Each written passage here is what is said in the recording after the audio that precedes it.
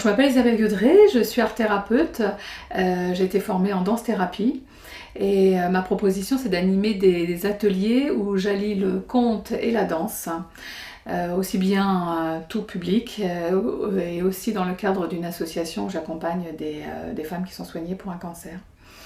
Donc la proposition, c'est d'entrer dans la danse à travers le conte, de suivre les péripéties du conte, puisque le conte c'est un langage universel qui nous ramène à nous, à nous-mêmes.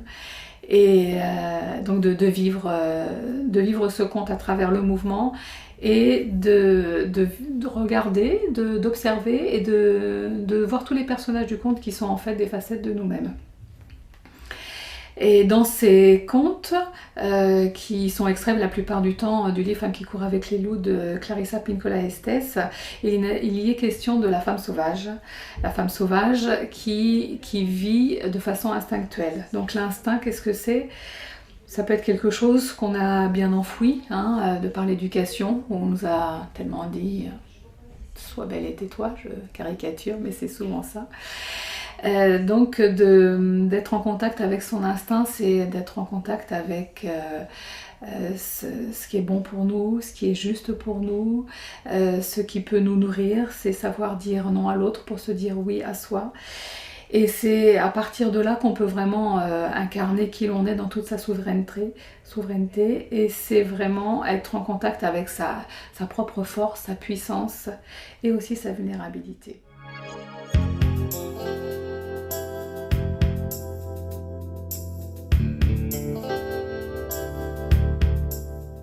Alors à travers ces ateliers et à travers ces contes, c'est toute la dynamique de la vie que l'on peut voir, et puis quelquefois des situations difficiles que l'on peut rencontrer dans sa vie, permet pour moi de vivre ce que vit le personnage, donc de prendre plus conscience de ce qui se vit.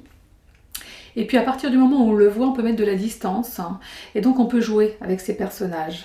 Donc il y a un espace qui se crée, et pour moi c'est vraiment une façon d'accueillir la vie en profondeur, en mettant de la distance avec une certaine souffrance, qui peut être là bien entendu.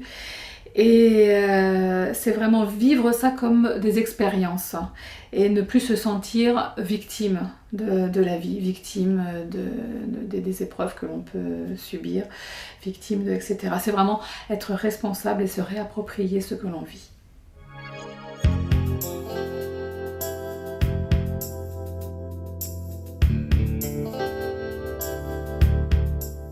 La femme d'aujourd'hui, la femme sauvage, moi je pourrais la décrire comme une femme qui est vraiment bien dans sa tête, qui est bien dans son corps, qui est bien dans ses émotions, qui a eu un travail émotionnel, certes, ça me paraît évident, et qui incarne vraiment ses multiples facettes, qui peut jouer avec tous ses rôles, et puis prendre du plaisir à jouer avec ses rôles.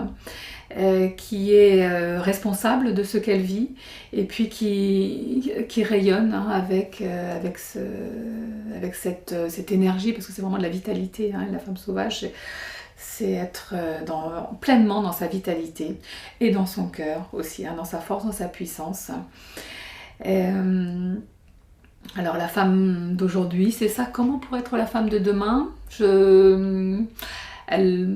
Elle a peut-être encore d'autres facettes à découvrir, et puis moi je crois surtout qu'elle a à transmettre, à diffuser qui elle est pour que ça s'infuse un peu partout, puisqu'il y a dans beaucoup d'endroits des femmes qui sont dans quelque chose de l'ordre de la soumission et de la non-liberté d'être, et il y a vraiment là à transmettre, à diffuser. C'est ça l'essentiel.